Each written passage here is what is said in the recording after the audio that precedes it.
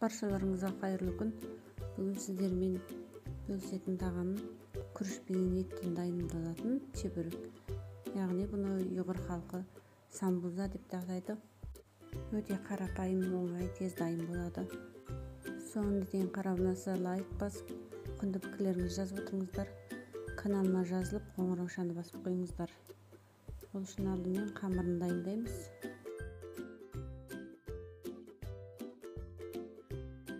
Лайықты мөлшерде ұн аламыз. Оған бір ас қасық қойдың құйрық майы, немесе құйрық май жоқ болса 2-3 ас қасық өсімдік майын құйсақ та болады. Оған 2 грамм тұз салып, жылы суда қамыр илейміз. Жұмсақтау қылып, майда қылып, қамыр илеп, салапамен орап қоя тұрамыз.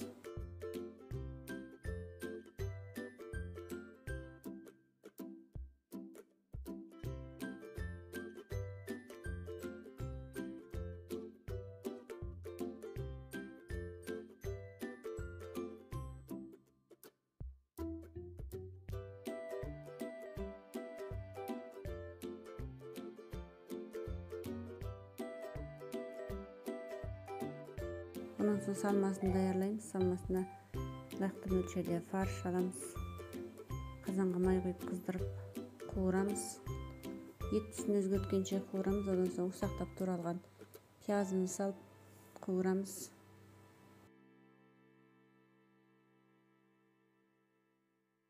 Дәміне қарай тұз, бұрыш саламыз. Және де азырақ ұнтақталған зира қостым.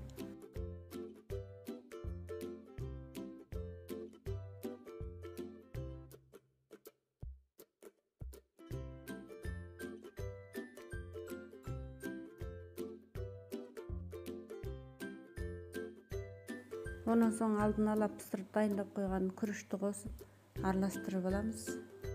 Күрішті күрекшемізбен басып ұсақтап отырып толықтай араластырып аламыз. Ondan соң бір ыдысқа салып суытып қоя тұрамыз. Ondan соң қамырды жупышқа қылып отырып жайып шығамыз.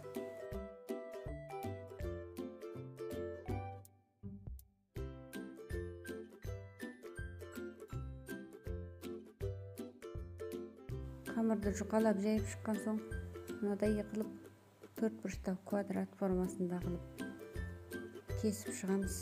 Онан соң салмасын саламыз. 2-ге бүктеп жақсылап жапсырамыз.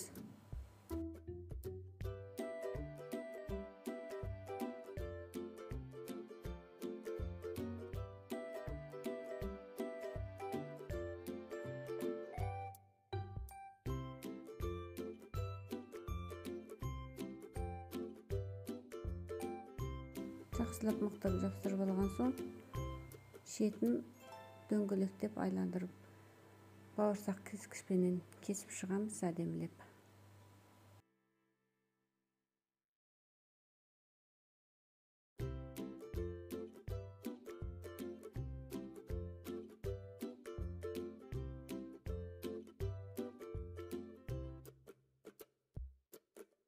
Ondan соң қазанға молырақ қып майды құйып қыздырып, қуырып 2 жағын қызартып пісіріп аламыз.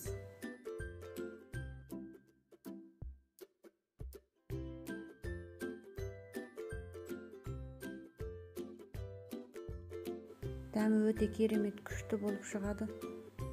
Әрі өте тойымды, жасалуы өте көп уақытты да алмайды.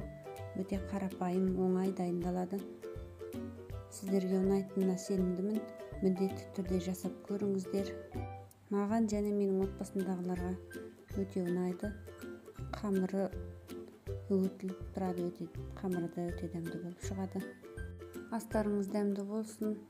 Келесі кездескенше сау болыңыздар.